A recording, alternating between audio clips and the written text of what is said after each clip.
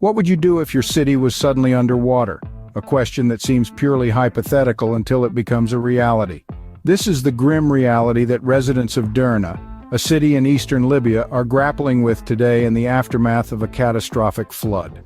In early September 2023, Storm Daniel began its destructive path across Greece, Turkey, and Bulgaria before reaching Libya. The coastal city of Derna, however, bore the brunt of its devastating power.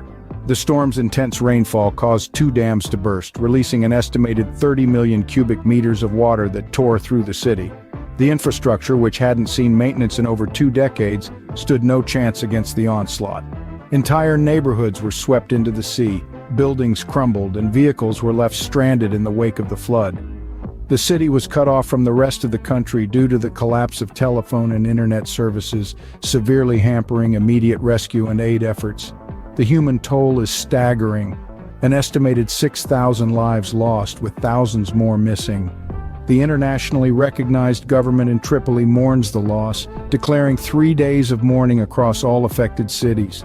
Over 20,000 people have been displaced, left without homes, possessions, and in many cases, their loved ones.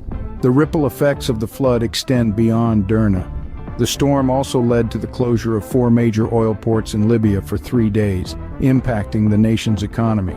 Several organizations, including the United Nations and UNICEF, have stepped in to provide urgent relief assistance. UNICEF has been providing emergency aid, including hygiene kits, medical supplies, and clothing kits, in coordination with the Libya Red Crescent Society.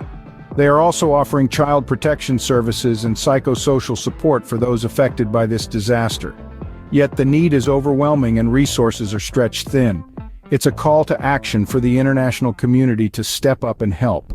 Consider making a donation to organizations like UNICEF, who are working tirelessly on the ground to support the victims of this disaster. Every contribution, no matter how small, can make a difference in the lives of those affected by this catastrophic flood. In the face of such adversity, it's our collective responsibility to lend a hand and help rebuild. Because today it's Derna, but tomorrow, it could be any city in the world.